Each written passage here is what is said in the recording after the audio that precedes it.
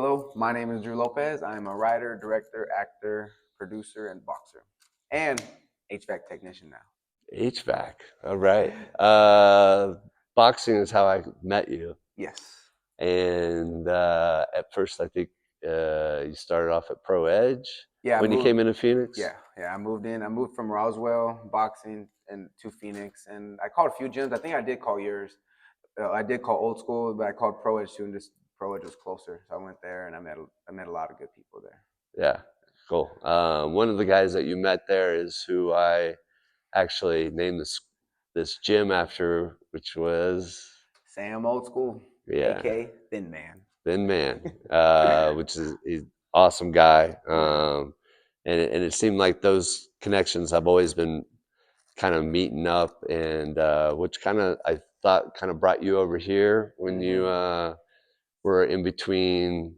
I'm going to become a boxer. I want to become a coach and trainer, Yeah. and I think I might jump into movies. Right? Going to Well, I got into movies because I was training at the other Joe Serrano's gym. I was training over there, and I was just in the gym working out. This photographer came in and she wanted to do a catalog on boxers because she did all the other sports for ASU, wrestling, football, lacrosse, cheerleading, all that stuff. She wanted to do boxing, and then she was like, "Hey, do you mind if I take your picture?" And I was like, "No, yeah, man, go ahead." So she took my picture and she was like, "Man, no, you need to add some like emotion. Just look like upset, look beat up." So I just started making faces. And she's like, "Are you an actor?" I go, "Hell no, I suck at that stuff." And then she's like, "Well, I'm making a short film, so if you want an act, I could throw you in there." And I was like, "Man, I'd love to," but it was very scary at first. Is that how you got started? Yeah, that's how I got. Yeah, that's No how I way. got. Yeah. The girl just came in and gave me my chance, and then after that, I just started doing acting, just stuff like that matched my personality. So just like goofy, stupid stuff. But then I was like, no, I want to be a good actor. So I started taking classes at you seen Shameless? Yeah. So I forgot the dude's name in the goddamn. It just slipped my brain. But it's the guy where he's married to the black lady in the beginning. Yeah. So his mom is my acting teacher. No So kidding. yeah, so she got me started, and she helped out Jamie Foxx, Elvis Presley's wife. She she went into Muhammad Ali's house and threw all of his belts on top of her husband and took a picture. So her husband, she wore Muhammad Ali's belts. I was like, No that's kidding. so cool. Yeah, That's she met a crazy. lot of boxers, and what's cool about acting, what she said is, every boxer that she ever trained, they come in there can't remember anything, but then by the end of it, like their memory's back. I was like, oh shit, pretty That's cool. Yeah, interesting. brain dead is not a forever thing. Yeah. So you've been out of Phoenix for a while. What you been doing? Yeah, so I've been in New Mexico. I'm moving back. I guess I am moving back to Albuquerque. Well, I never moved there. I never lived there. I'm moving back to Albuquerque because I've been getting more busy in filming.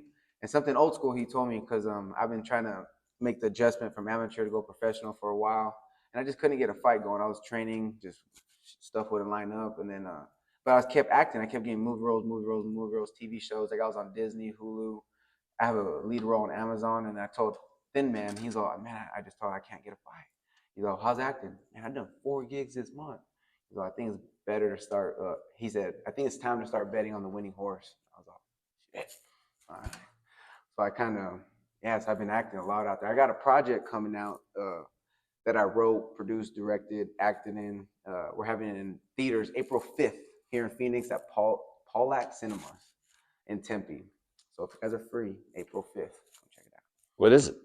It's called Riley. It's a boxing movie. It's called Riley. You're never out of the fight. It's not just a boxing movie. It's a very like a it's an underdog story. It's about a guy who just life just keeps hitting him. And when he's at rock bottom, he thinks he can't get any worse, but it does. He ends up getting chased by the mob. His best friend gets thrown in jail. His family's not there. Just this guy cannot catch a break.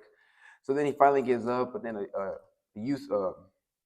local pastor comes and he finds him, talks to him, and he starts to get the character Riley. That's who I play back to like learn how to forgive your past, but find the strength in your mistakes and to not hate yourself for the mistakes you've done. Like shit happens all the time, but you can't be mad about it. You just got to keep going and just don't stop. So you are the main I'm the lead character in actor. this. Yes, No, sir. no Yes, kidding. yeah, the lead one. Yeah, I'm the lead one. So you were Riley? I am Riley. No way. Right on. That was fun, and I casted a lot of you're gonna see a lot of local talent and then a lot of New Mexico talent too. Yeah, we went everywhere. Really? Yeah, So you guys came back here to do some filming Yeah, like in a recently? gym. Oh Yeah. yeah, we did a whole bunch of interviews. We did a cast interviews, just introducing the character, introducing the cast, asking questions like how they become actor or actress, who just who their character is, just stuff, just small talk, just stuff like that. Yeah. Hmm.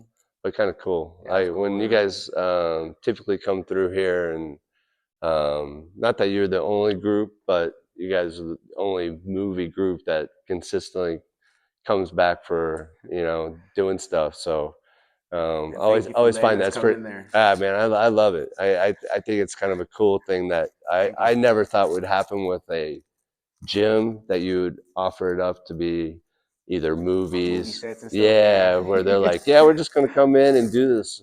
Okay, well, you guys do what you do what you Yeah. do best. Yeah, we had a couple music videos come in here, and Yeah, a lot of short films, a feature film that you're going to see a lot of old school in there. And thank you, because we filmed at this gym location and the your first one. previous Yeah, one, the right? first one. Yeah, Yeah, yeah, so that one was fun. Yeah, that's got to be a little different, trying to match everything up. kind of, because it actually played in our favor just a little bit, because we had the ring and the ropes that stayed the same, but the outside, because it was cool, because my character originally in the movie, Riley, got kicked out of the first location, so I needed to find another gym. So when I came in here, it played out just perfect. No way. Yeah, so it was actually like the perfect little. I didn't want to tell you that. I'm like, yes, we're moving, but I was very happy. That's hilarious. Yeah, everything happens for a reason. Yeah, right? Yeah. Who knew? All right, so you have a feature film coming out Mm-hmm. that you're starring in Yes. and producing and doing all the Directing. heavy Yeah. lifting. Yes. Yeah. So usually on movie sets you have like a big old team of people behind the camera. You have like probably two editors, a whole bunch of camera guys, a few directors, like two directors, a few assistant directors, makeup, food, location, transportation, everything. And there's usually probably on an independent film, you easily probably have like 20 people behind the camera helping out everything. On my project, there's two, me and literally another dude. That's why I had to direct it. It's hard directing yourself. You know what I mean? That's one of the biggest challenges, was like trying to be so emotionally involved in the film, and also like not judging my scene partner, but also like seeing if they're giving me what I want. You know what I mean? So it's just like it was very hard, but it was a big learning experience. I'm actually very grateful for it, because now, because of it, I could work the camera, I could write, direct, produce. I know how to edit. I ain't good at it, but I'll be there behind the camera. I mean, I'll be behind the computer for 35 hours because I'm not good at it. But you know what? It was a blessing in disguise. All right, so that's cool. And I guess how you guys produce and put that together, Yeah, is there someone behind you guys, or is this just just all all. you Yeah, putting it out there? me and the editor Angel Reese. He's the camera guy. He's a very good friend of mine. We've been having, like, I've been working like 2 3 jobs, and he's been having work 2 3 jobs. So all the money's just coming out of our pocket. Like, he just bought a $7,000 camera that makes this film Netflix quality. So like if Netflix approves of the film, it could get on Netflix. But that's just like a shot in the dark. But Really? we are going to try, yeah. And then of course, every time we travel, like, we're paying the actresses and the actors what we can. The food, the gas is very expensive. Then there's all the equipment, like all the hard drives, oh my god, one hard drive just to have a film, $200. We got 8 of those just because the movie's so dang long. I'm just like, you know Oh, what I and you mean? got to edit everything down from there, and you got Everything, to yeah. have that stored so you Mm-hmm. can pull it Yeah, back out and absolutely. Yeah. And go the through hard it. part is because you have the hard drives all look the same. You know what I mean? So you're like, oh crap, and they're so easy to lose. Like, man, like my friend, he lost the one for the sound, and that thing's like this big. So he tore his room apart to find it in his car, and I was like, dude, don't scare me, because the audio, like, if you can have a great movie, but the audio sucks, no one's even gonna want to listen to that. You know what I mean? Because if you close your eyes, you can envision, you could picture it in your head. But if it doesn't, the sound and eyes don't match, then ain't nobody want to watch that shit. You know what I mean? Yeah, for Sound is sure. important. Whew. He almost got his ass beat that day. I'll tell you what. How long you been doing this for Riley? Riley? Yeah, Oh man, this has been a 2 year project. no kidding. Yeah, 2 year. In March it'll be 2 years. Wow. I know. And It's it's been finally coming around to, finally coming around. Well, it's been hard because the whole time filming Riley, I've been doing a lot of other projects. So I've been, like, I was gone in New Mexico filming 2 projects for 6 months. So that put a big old dent in Riley. And then when I was doing that, the editor, he was getting booked for a whole bunch of things. He was filming like weddings, he does cars, he does barbers, he does everything. So it was just so hard because we're both trying to like pay our bills, get it on. Because this movie, like we're producing it, so we don't get money. We're not getting nothing from it until it's out. You know what I mean? For 2 years, we just continued to invest and invest and invest, and just try to get this thing off the freaking ground. But after 2 years later, we finally got it in there. Oh, that's cool. Yeah. Yeah, you guys got to be excited, right? Yeah, and or the problem is it's still not done.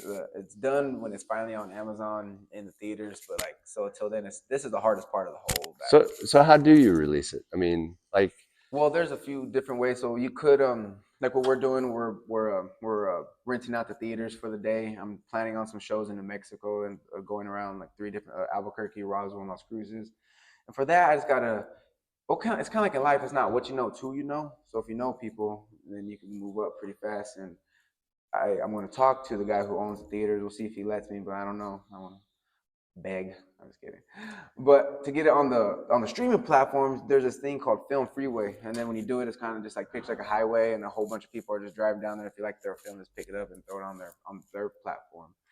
But if you want to sell it, like make a whole bunch of money, I could go to another investor and be like, hey, I made this movie. Let's get into theaters. But that's like if you want to make it famous in the filming world, I feel like you got to either be like a star and star in a movie, or you got to be a really good actor and be in a TV series. You know what I mean? So I'm not going to sell it to a big thing because I'm not like a major star yet. So I'll just put it on Amazon, hopefully Hulu. I'm aiming for Hulu, but Tubi, Google, that type of stuff. oh yeah, For sure, yeah.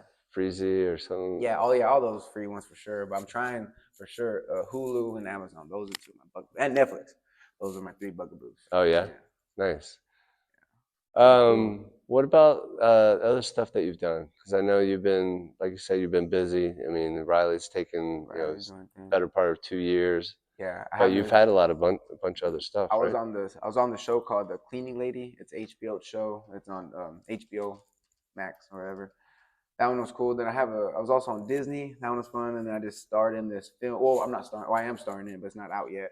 It's this cool project. It's called The Way We Carry Water. It's about the relationship of a grandkid and his grandfather, and just the grandpa wants the kid to grow up, but the kid doesn't want to be a man yet. But then the grandpa ends up getting like lung cancer, and they own a farm, and the grandpa's still working the land because he has to feed the family. But the kid sees his grandpa finally dying, and he finally like mans up and just does what he does what a man should do, just take over the job.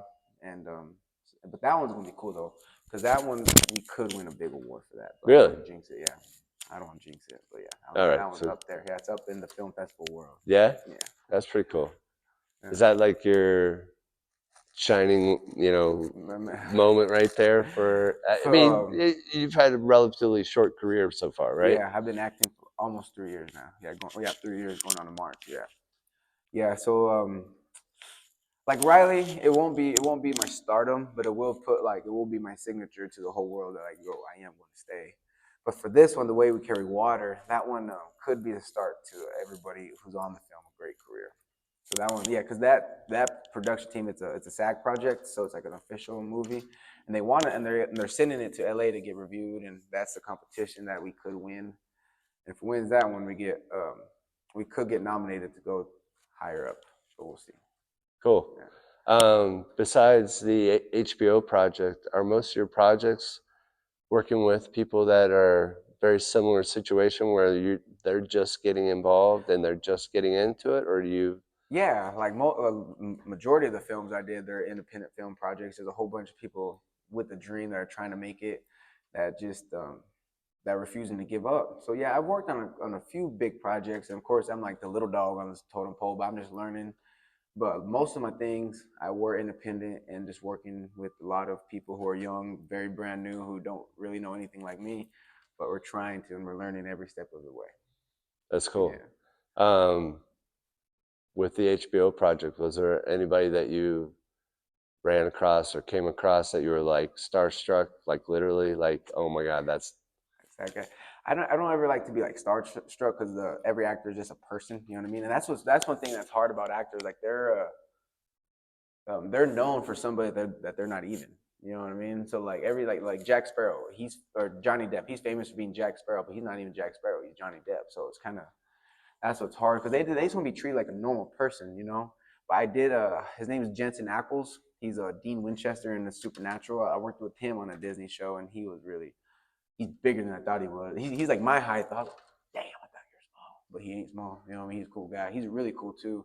The same thing. Every it's like they say every celebrity wants to be a regular person. Every regular person wants to be a celebrity. What do you want to be? I want to be a regular person with celebrity status. Kill that fly. Yeah, exactly. Yeah, I know. Yeah, that's cool. Do you think you'll ever step back in the ring? Step back I mean, in the ring. outside of Boxing, man, I'm never giving up boxing. I love it. It's just like you said, you got to bet on the winning horse, and it's just like if I give up boxing, I feel like I never crossed that milestone. So I do see myself stepping up in the ring. But something Sam Thin Man did tell me is, oh man, don't fight like a real fighter, dude. Go do that YouTube boxing. Go make $20 million. I was like, that is actually way better. You know what I mean? I'm never gonna call myself. I'm never saying I'm gonna fight real fighters, but I will say I made real money fighting these guys. right? Because Yeah. that's So yeah. it's big now, right? I Yeah. mean, when you Absolutely.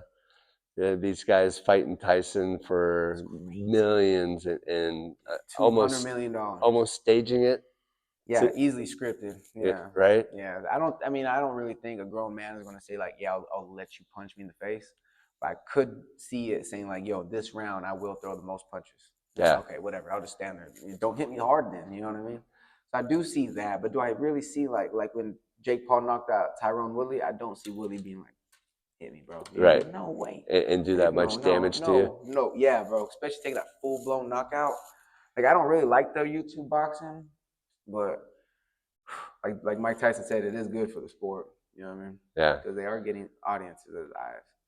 Yeah, and they've been doing this for eons with wrestling. Yeah. Oh yeah, WWE. You Yeah, man. I don't know, know. Boxing. I don't think boxing should, but like, well, boxing is starting to turn into more of an entertainment world. Like with the people coming out with rappers. Like it's just more fun now. yeah, But that's what Dana White says. He said boxing is turning into a circus show. That's why like the UFC fighters they just walk out with the people on their team. So I do kind of see how it is good for the sport, how it's bad for the sport. You know what I mean? But then with all the circus stuff, like Dana White saying, you don't have the top dudes fighting each other no more. You know what I mean? Because it is just all about money and fun.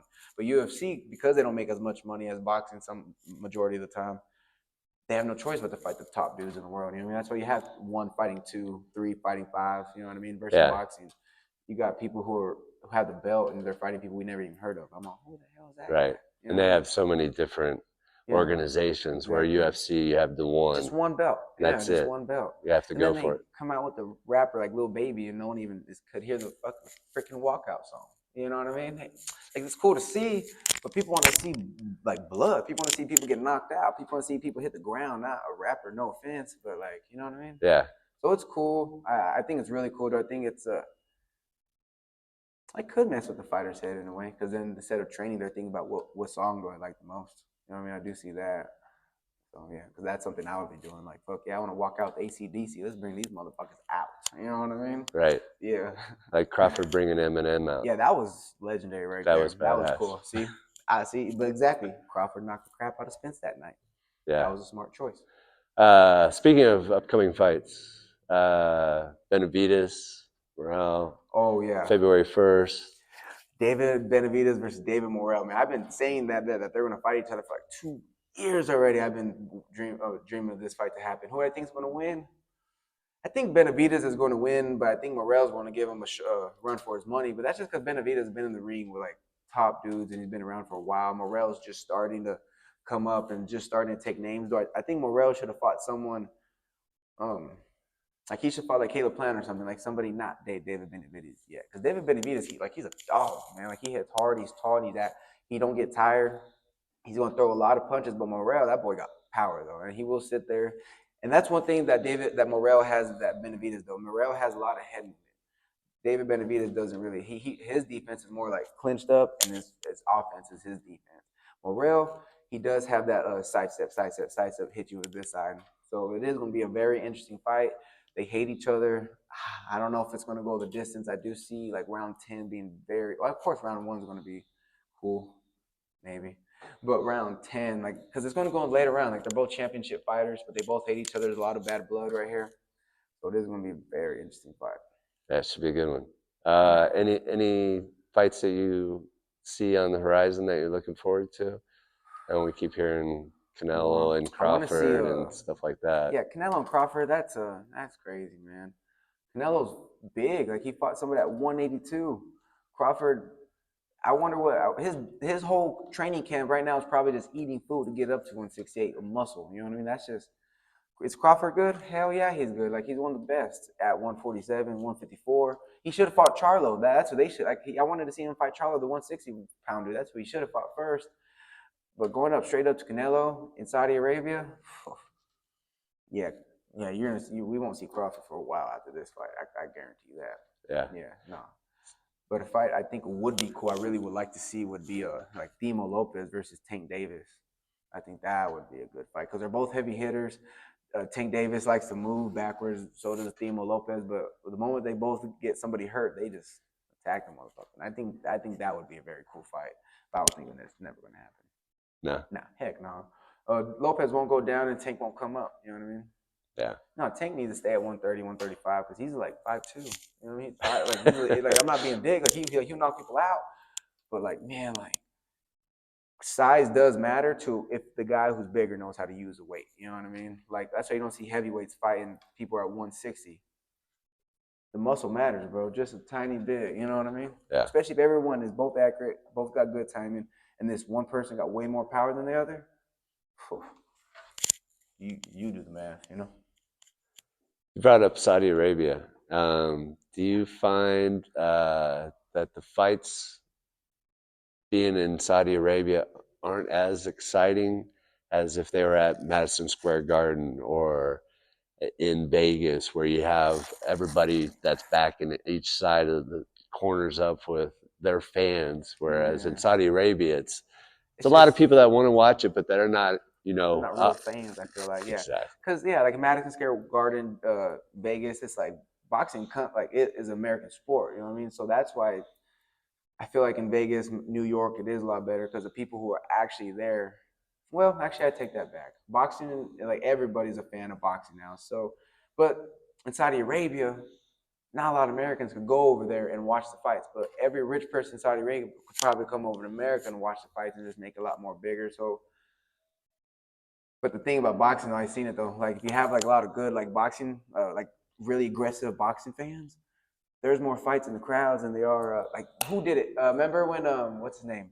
He fought Triple G Jacobs. Yeah, when Daniel Jacobs fought Chavez Jr. over here in Phoenix, Yeah, yeah, and then he quit, and then because his nose or whatever, and then yeah. he quit, and then everyone was throwing stuff. Oh my gosh, yeah, you don't want to piss off American boxing fans. I'll tell you that. Mm-mm. I was there, I was watching, I was like, oh shit. Here it Yeah, goes. exactly. And then that wasn't even the main event had nobody there. Everybody left. That was a co-main event. I remember because Chris Flores, I think he was judging Yeah. the ref in the main event. He said no one was there. I would have been mad. Yeah. So but I think it takes away a little bit of the excitement, just a little bit, because then when fighters do go to Saudi Arabia, I could only imagine they're thinking like, yo, I'm about to make $200 million versus 20 million in America. You know what I mean? But America, you have a lot. Like I would imagine the arena is going to be a lot louder. You know what I mean? Like you're gonna feel the energy, you're gonna feel the stomps, you're gonna hear the claps. But I don't know. Never been to Saudi Arabia. Gonna have to try. Yeah, Have to yeah, go out there sometime. yeah. That is a dream. um, anything that you'd like to throw a shout out to, give an announcement of, re-emphasize your movie coming out and when it's coming out, and Huge shout out to Mr. Heath. Thank you for everything that he does. He's a wonderful man. He helps all the professional fighters here, amateurs. He helped me out, and I'm not even a professional boxer, but he still opens the door out. He opens the door to everybody, treats you like family. And one thing about him, he'll always hold you accountable because no one ever holds you accountable in today's world. But everyone's free. April 5th, my movie Riley, You're Never Out of the Fight, is going to be out. Tickets are out. My name is Drew Lopez. If you look up Drew Lopez on Google, the movie pops up. And it's on Eventbrite, April 5th, 6:30, Tempe, Hallett Cinemas. well, one last thing. What do they call you? Drew, AKA Drew Hollywood Lopez, baby. Awesome. Peace. Thanks, man.